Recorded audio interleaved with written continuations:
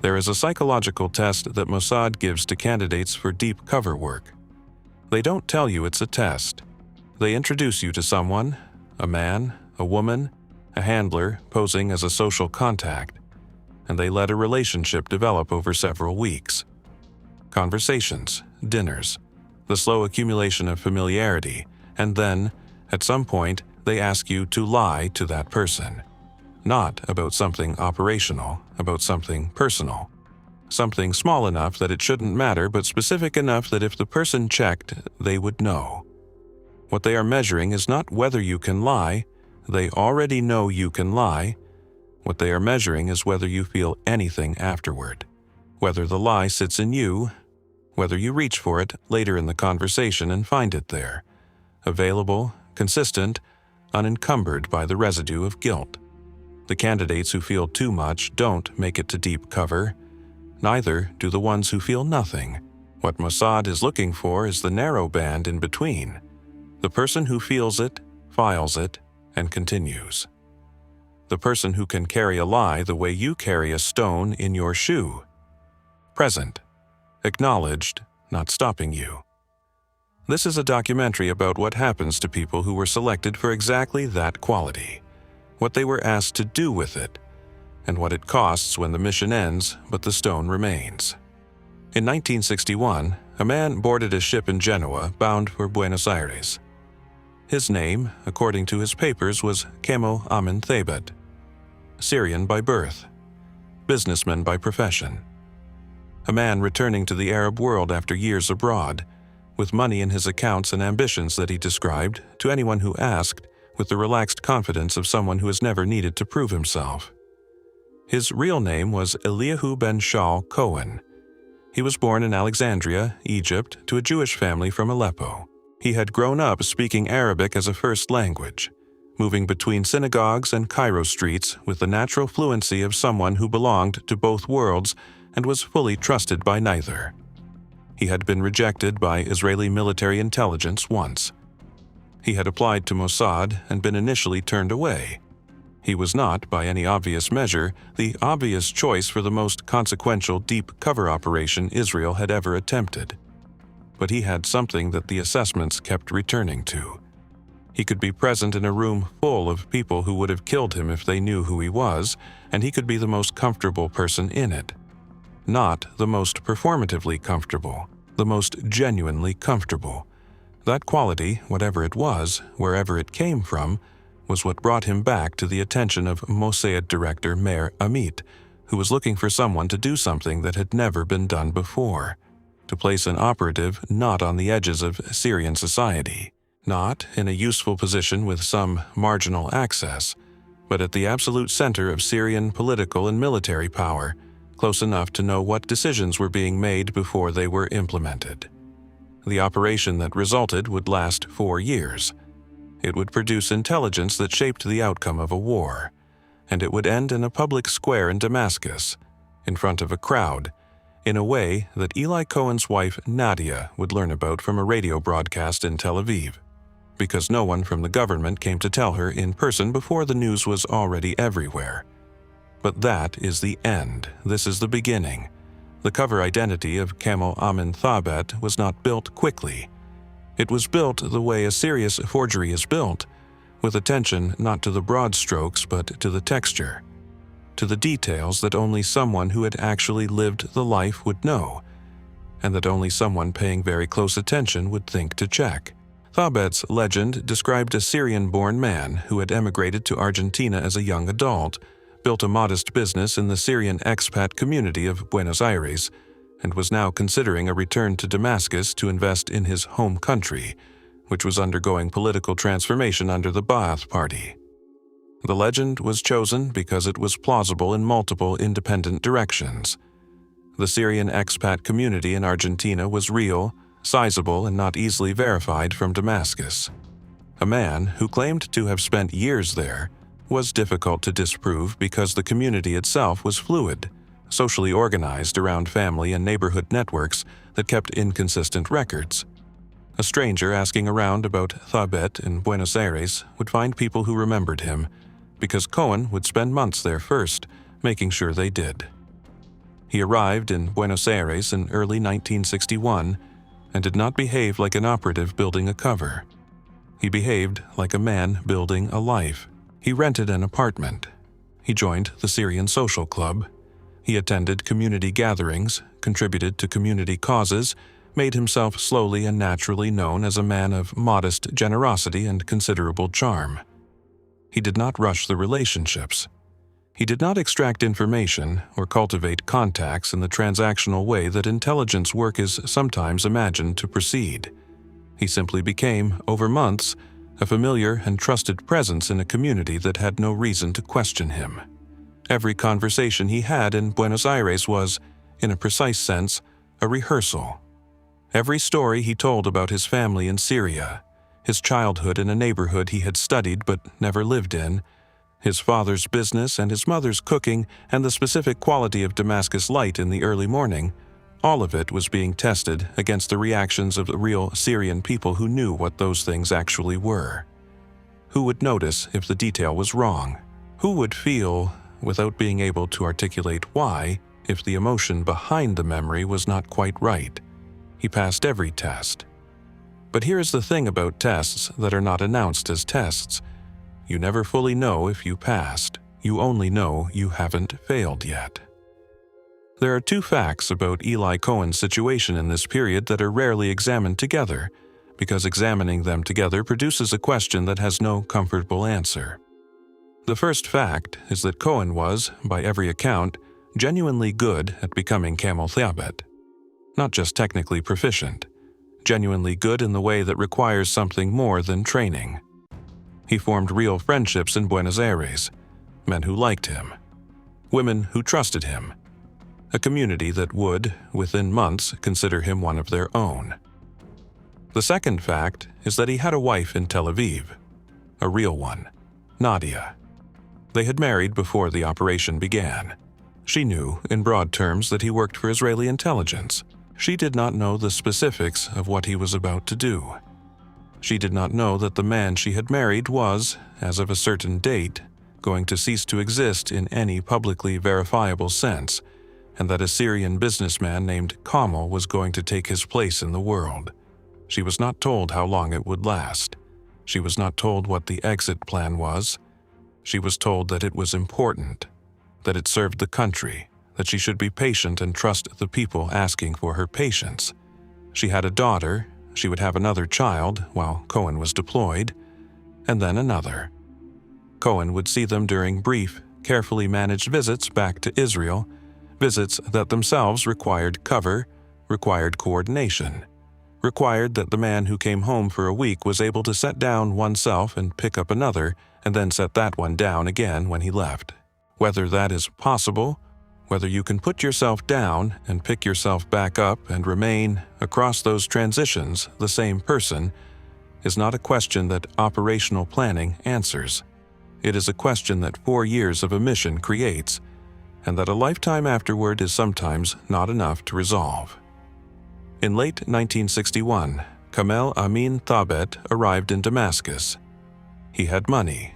He had a reputation, carried in advance by letters and recommendations from the Syrian community in Buenos Aires, passed person to person in the way that reputations move in close social networks, organically, without apparent design, arriving before the man himself like a gift he hadn't sent.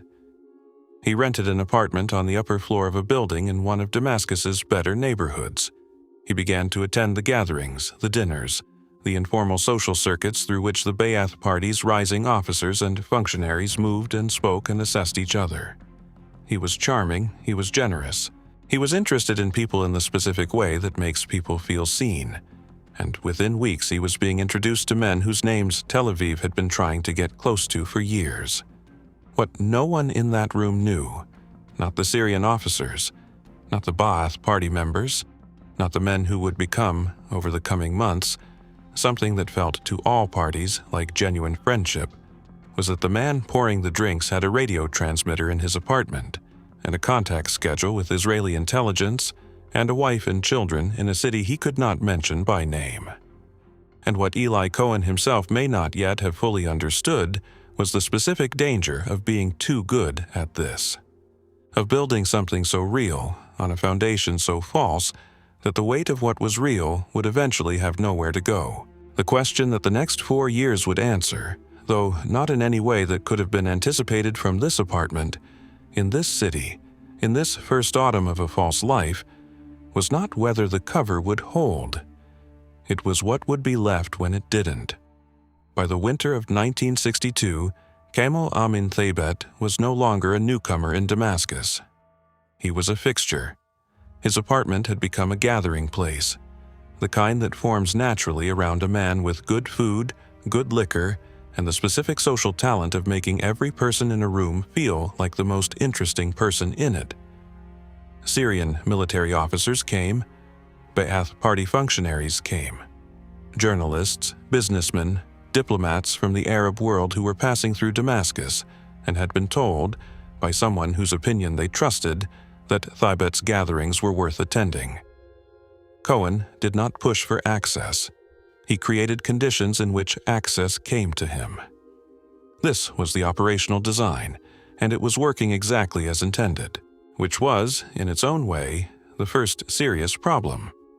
When an intelligence operation proceeds exactly as planned, there is a tendency in the operative, in the handlers, in the institution, to read that smoothness as confirmation. As evidence that the cover is solid, the judgment was correct, the risk is manageable. Success in the early stages produces a kind of institutional momentum that is difficult to argue against, because the argument against it requires imagining failures that have not yet occurred. Tel Aviv was receiving Cohen's transmissions, and they were extraordinary. Details about Syrian military deployments, names of officers and their factional loyalties. The internal politics of a government that was simultaneously consolidating power and fracturing along lines that its own members didn't fully understand. Intelligence that Israel's military planners had been seeking for years was arriving with the regularity of correspondence from a trusted friend. The temptation, under those conditions, was to ask for more. And Tel Aviv asked for more. The transmission schedule intensified. The requests became more specific. Cohen was asked to pursue relationships he had been content to develop slowly, to accelerate timelines that the social logic of Damascus required be allowed to breathe. There is a rhythm to how trust is built in Arab political culture, a rhythm that involves patience, indirection, the careful accumulation of mutual obligation, and the rhythm that Israeli intelligence wanted to impose on Cohen's operation was a different one. Faster, more direct, driven by the urgency of a country that knew war was coming and needed to know what it would face. Cohen complied. He was disciplined enough to comply without making it visible. But compliance under those conditions produces its own fracture lines. When you accelerate a relationship that was developing naturally, the acceleration is felt by the other person even when they cannot name it. A friendship that deepens too quickly produces, in the attentive mind, a faint unease. Not suspicion, something softer and more durable than suspicion, a quality of slight wariness that does not harden into doubt but does not fully dissolve either. Cohen was attentive enough to know this was happening in at least one relationship. He reported it to Tel Aviv. Tel Aviv told him to continue. The man's name is not used in this documentary. He was a senior figure in the Syrian military, a man with access to exactly the kind of operational intelligence Cohen had been sent to obtain, and he had become over the preceding months someone that Cohen spent significant time with. They had eaten together, argued about politics together. The man had brought Cohen into his home, introduced him to his family, spoken to him about his fears for Syria's future with a frankness that suggested genuine trust. Cohen liked him. This is not a trivial observation. It is not a footnote.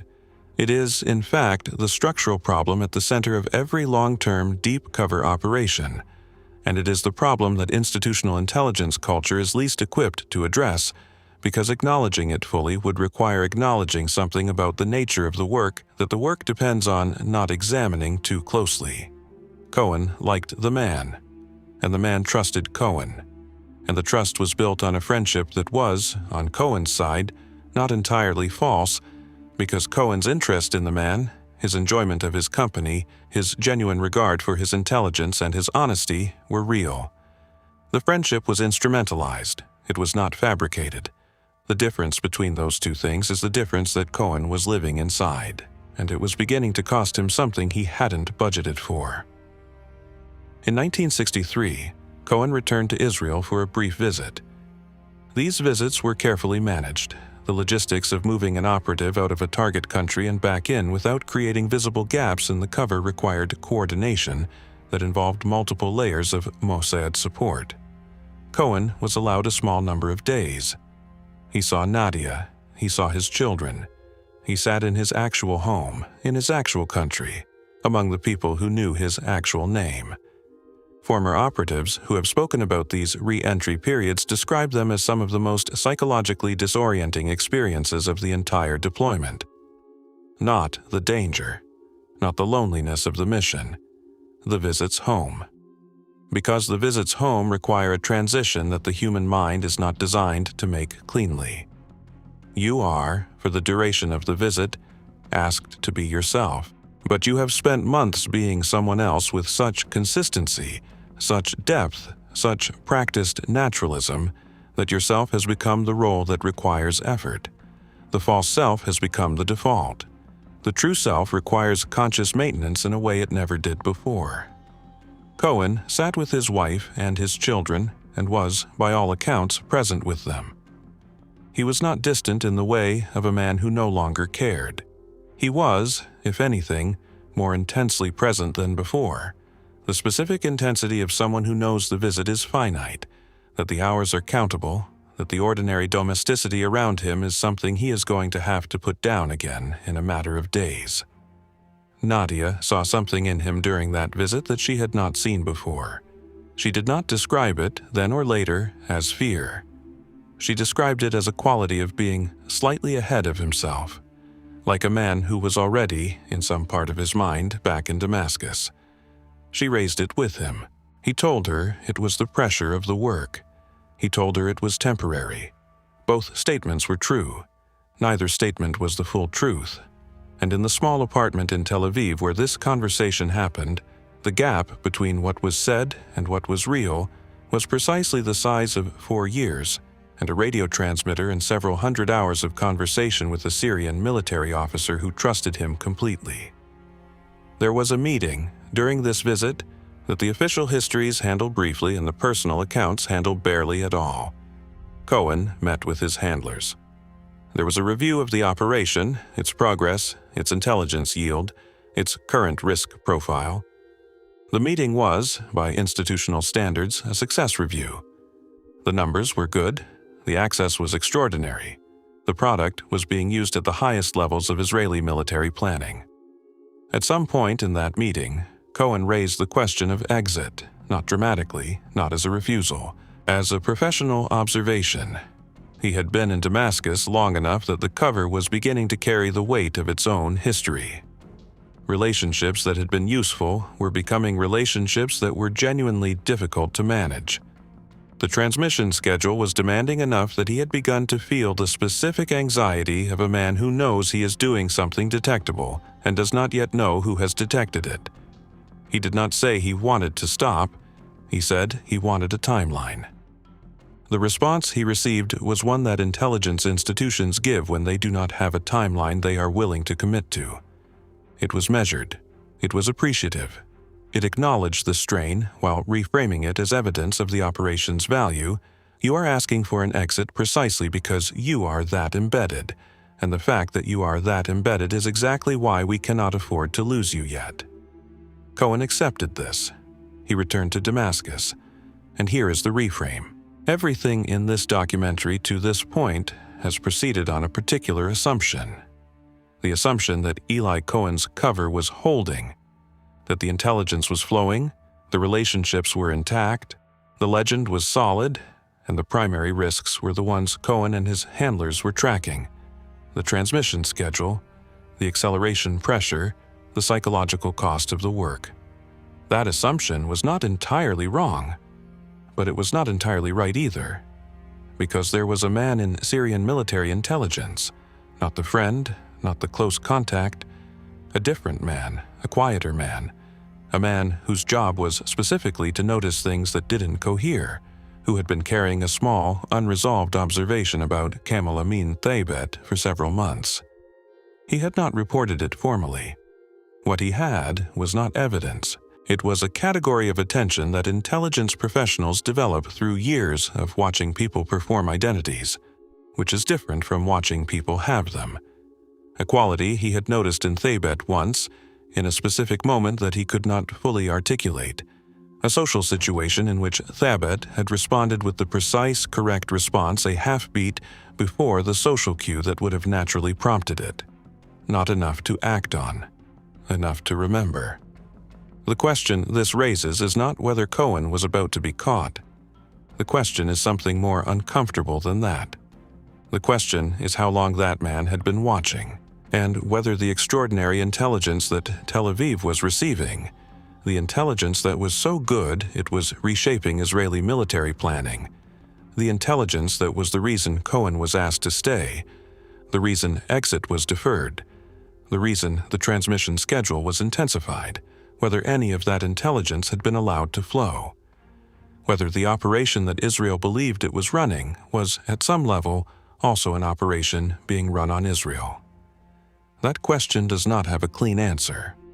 What it has is the weight of the months that followed, and what happened inside them. The autumn of 1963 in Damascus had a particular quality that Cohen would later describe in one of his encrypted transmissions in a way that was not strictly necessary for intelligence purposes. He described the light. This was not tradecraft. It was not useful to Tel Aviv.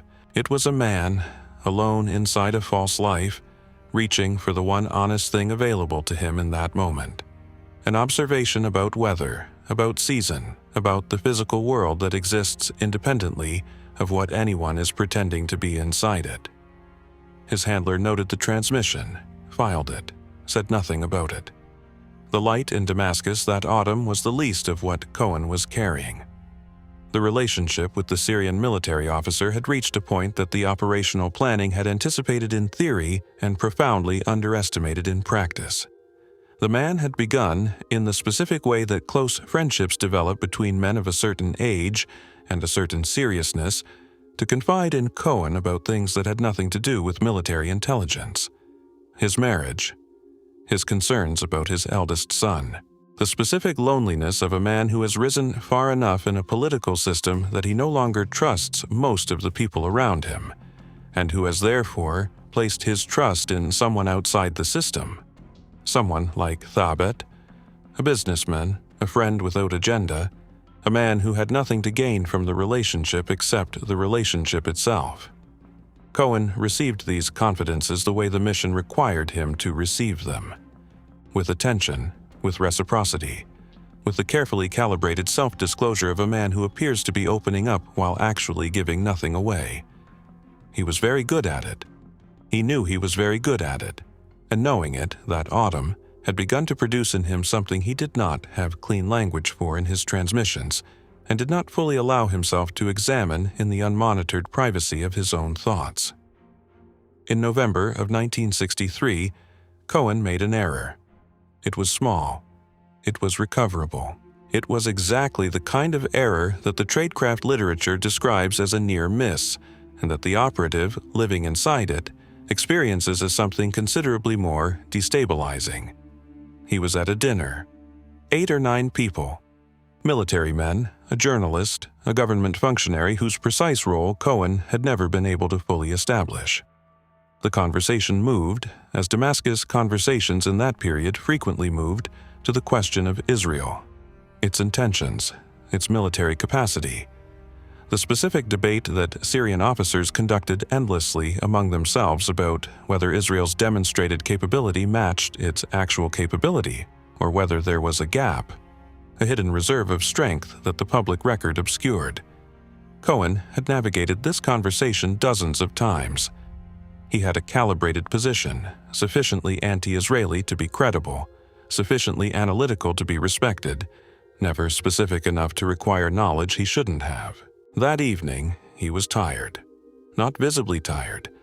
not in any way that the room would have registered, but tired in the specific way that comes from years of sustained vigilance, the kind of fatigue that doesn't show in the face or the posture but that lives in the response time, in the gap between stimulus and calibrated reaction.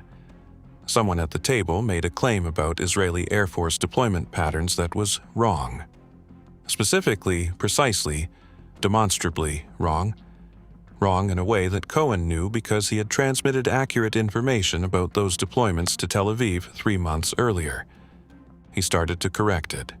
He got 2 words into the correction before he heard himself and stopped. What he said, pivoting smoothly into something else, was a sentence that technically followed from those 2 words, but led in a completely different direction. A misdirection. A recovery. Clean enough that no one at the table registered the pivot as a pivot. But the journalist, the man whose role Cohen had never fully established, looked at him for a half-second longer than the moment warranted. Not with suspicion. With curiosity. The specific curiosity of a man who noticed something he couldn't name. Cohen held the eye contact, smiled, continued the sentence, moved the conversation forward. He did not transmit about the incident that night. He waited 2 days, assessed whether the journalist had said anything, done anything, changed his behavior in any way that suggested the moment had registered as significant. When nothing happened, he transmitted a brief, factual account of the incident to Tel Aviv. Tel Aviv's response was measured.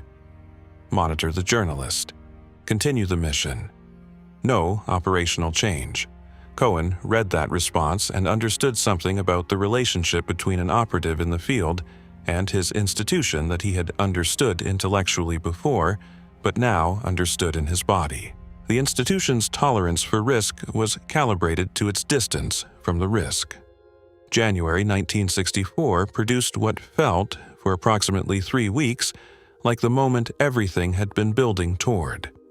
Cohen had been working for months toward an invitation that had been withheld not through suspicion but through the ordinary friction of access, the way proximity to genuine power always has one more door between you and the room where decisions are actually made.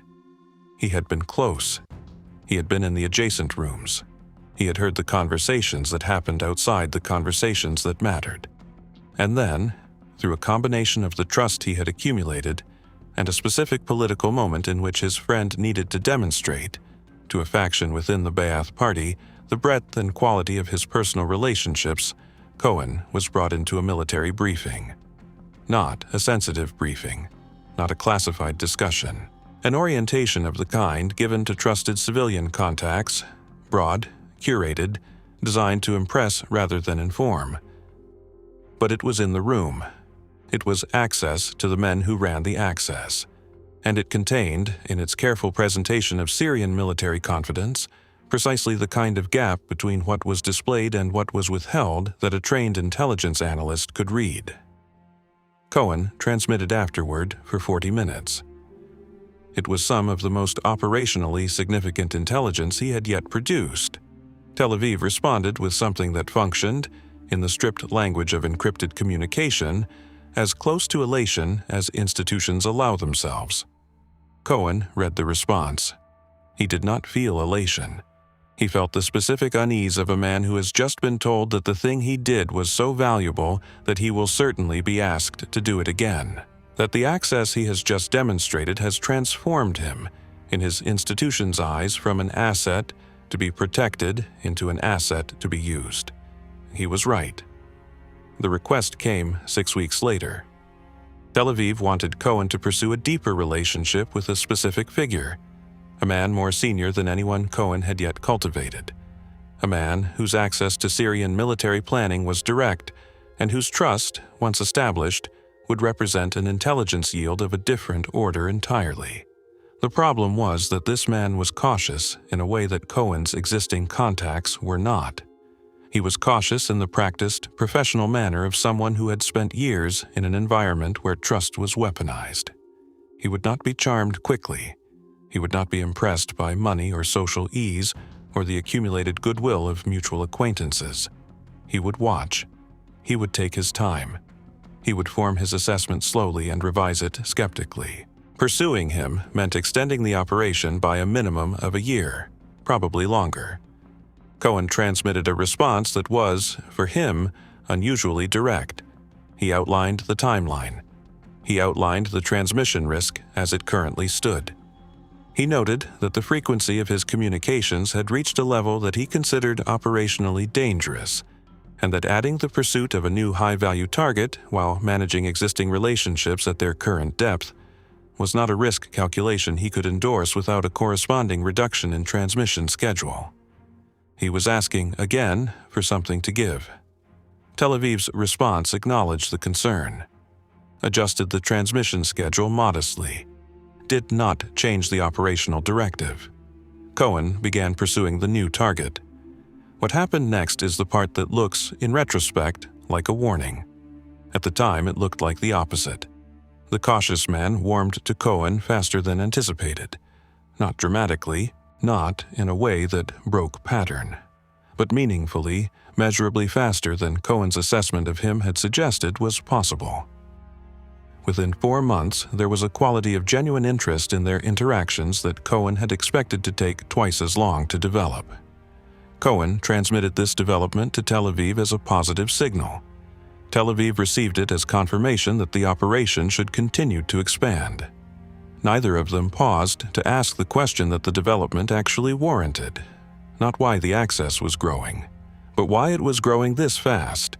In an environment where a trained intelligence professional, a cautious man, a man who watched and revised and trusted slowly, was warming to a foreign businessman at a pace inconsistent with his established pattern, the correct question was not what Cohen was doing right. It was what someone else was allowing. Cohen did not ask that question in the autumn of 1964. He was tired. The cover was holding. The intelligence was extraordinary. The institution was satisfied. He asked for a visit home instead. He was told not yet. The Soviet technicians arrived in Damascus in the winter of 1964. They came with equipment. Specifically, they came with radio detection equipment, the kind developed through years of Soviet counterintelligence work against Western assets, refined through the specific experience of identifying transmission patterns in environments where illegal operators had learned to be careful. The Syrians had not asked for this equipment because they suspected Thabet. They had asked for it because they suspected someone. There was a generalized awareness in Syrian intelligence circles that the country's military planning had been compromised at a level that fieldwork alone could not account for. The 1963 Ba'ath coup had brought with it a systematic review of security protocols, and that review had produced not a name but a shape, the outline of a leak that was too consistent, too specific, too well-informed to be explained by ordinary intelligence collection from outside Syrian borders. They were looking for a transmitter. They were not yet looking for Kamelam and Thabet. This distinction mattered for approximately 6 weeks. Cohen had been told about the Soviet equipment, not by Tel Aviv, by his friend. The officer mentioned it in passing, the way men mention administrative developments to close friends, as ambient information, as the texture of the working world they inhabit. He did not mention it with any particular significance. He did not look at Cohen when he said it. Cohen received the information with the expression the cover required. He transmitted about it that night. Tel Aviv's response came back within the operational window. Reduce transmission frequency, shorten transmission duration, continue the mission. What Tel Aviv did not tell Cohen, and this is the decision that the subsequent decades have never fully resolved, the decision that sits at the center of every serious examination of what happened, was how much they knew about the Soviet equipment's capabilities. Whether the reduction in frequency they recommended was based on a technical assessment of what would render Cohen's transmissions undetectable, or whether it was based on something more institutional, on the need to keep the intelligence flowing for as long as possible. On the calculation, made at a distance, that the risk was Cohen's to carry and the yield was Israel's to use. Cohen reduced his frequency. He did not stop.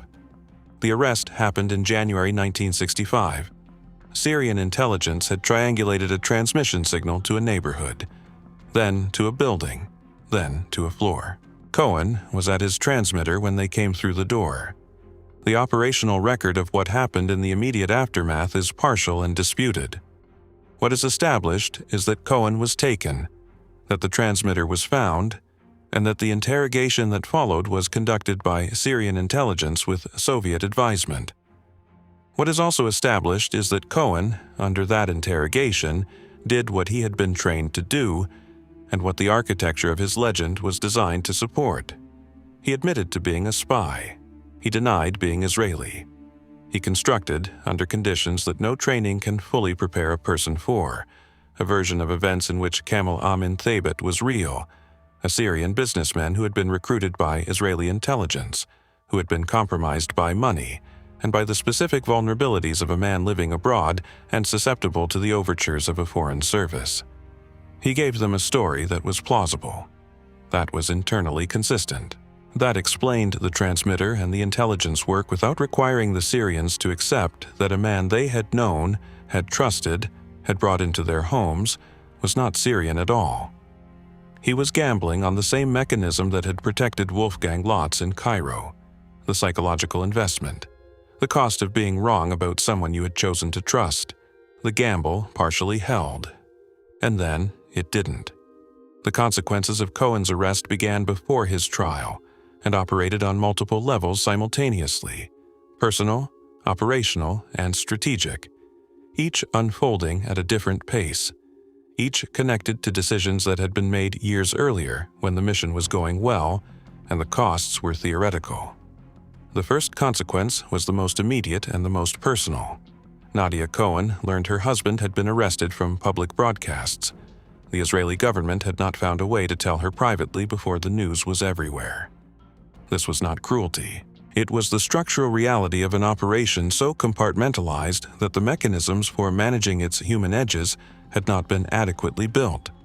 The people who knew what was happening were the people whose job was the operation.